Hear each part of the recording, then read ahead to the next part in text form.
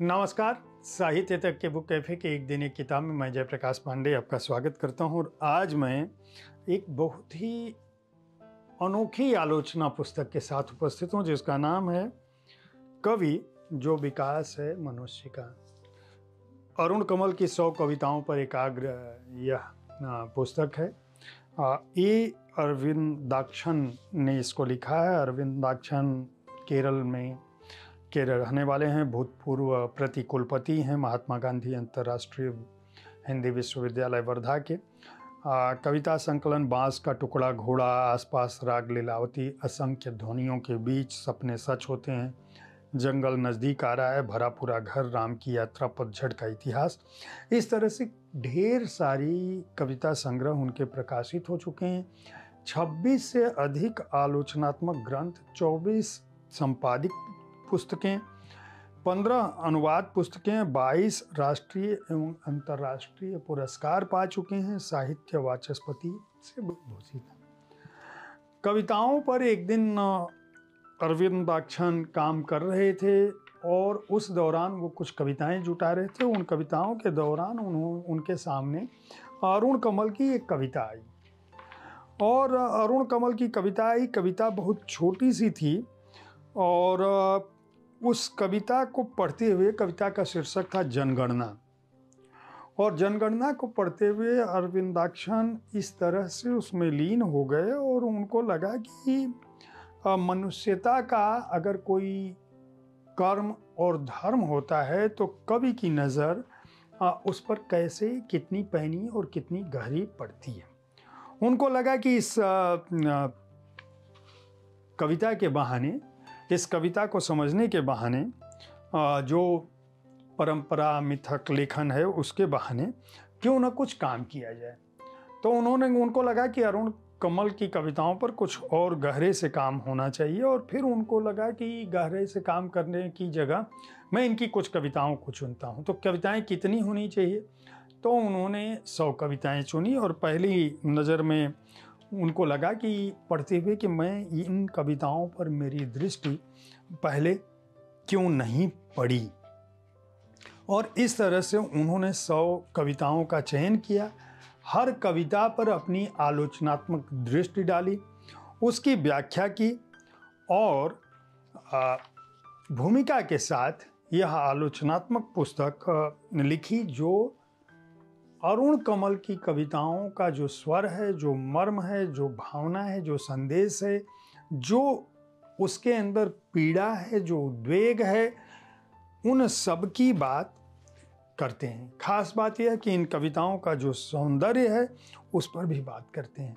और कविताओं के बहाने एक तरह से अरुण कमल के पूरे सृजन कर्म पर बात होती है। कैसी कैसी कविताएं उन्होंने ली हैं आप समझ सकते हो कि सामान्य यथार्थ बनाम कठोर यथार्थ, इसके तहत वो लिखते हैं कि अरुण कमल की एक कविता है जिसका शीर्षक है होटल। सब कुछ यहीं रहता है, ऐसी ही थाली, ऐसी ही कटोरी, ऐसा ही गिलास, ऐसी ही रोटी, ऐसा ही पानी, बस थाली के एक तरफ माँ ने रख दी होती है एक सुडौल हरी मिर्च और थोड़ा सा नमक। अब आप समझ सकते हैं कि होटल में एक खाने की थाली में और माँ के हाथ की थाली में जो अंतर है उसकी व्याख्या किस तरह से अरविंदाक्षन करते हैं और अरुण कमल किस तरह से बिंब रचते हैं अपनी कविताओं में। इसी कविता में एक जगह लिखा है उन्होंने, जैसे ही कौर उठाया हाथ रुक गया, सामने किवाड़ से लगकर रो रहा था वह लड़का जिसने मेरे सामने रखी थी थाली। यानी एक ही थाली में माँ, एक ही कविता में होटल जिसका शीर्षक है, माँ, माँ का ममत्व, घर, घर की थाली, उस लड़का, लड़की की जो एक नौकर की जो पीड़ा हो सकती है, जो उसका कष्ट हो सकता है, वह भी इसके अंदर शामिल है।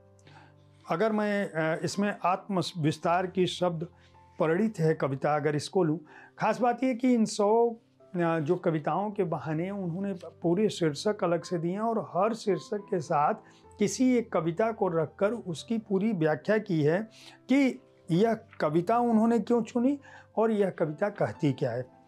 ये जो विस्तार की शब्द परिणीत है कविता, इसमें उन्होंने धार शीर्षक की कविता को लिया है। और यहाँ वो लिखते हैं कि इस कविता का प्रतीक विन्यास देखिए, कौन बचा है जिसके आगे इन हाथों को नहीं पसारा, यह अनाज जो बदल रक्त में टहल रहा तन के कोने कोने, यह कमीज जो ढाल बनी है बारिश सर्दी लू में, सब उधार का मांगा चाहा सब कर्जे का, यह शरीर भी उनका बंधक, अपना क्या है इस जीवन में, सब तो लिया उधार, सारा लोहा उन लोगों का अपनी केवल धार।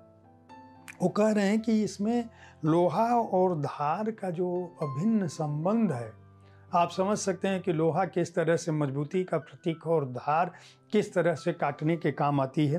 तो अरविंदाक्षन जो है इन कविताओं के बहाने वह बिंब प्रस्तुत करने की कोशिश करते हैं जिनके माध्यम से आप अरुण कमल की कविताओं को और उनके मर्म को समझ सकते हैं। इन कविताओं में कामरेड पानसारी के लिए से लेकर जो भी 100 उत्तम कविताएं हैं, सब अपने मन से अरविंदाक्षन ने चुना है।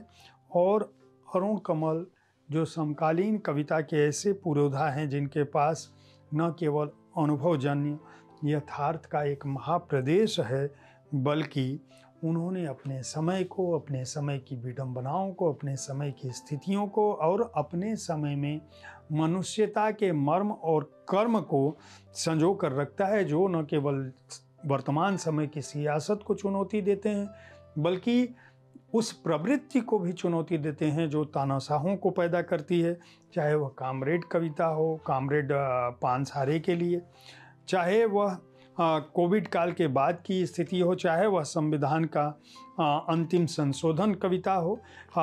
खास बात यह है कि अरविंदाक्षन को इस बात के लिए भी बधाई दी जानी चाहिए कि उन्होंने अरुण कमल की कविताओं का जो कालखंड है उसमें उनकी नई से नई कविता भी ली है और पुरातन से पुरातन कविता, शुरुआती कविता भी ली है।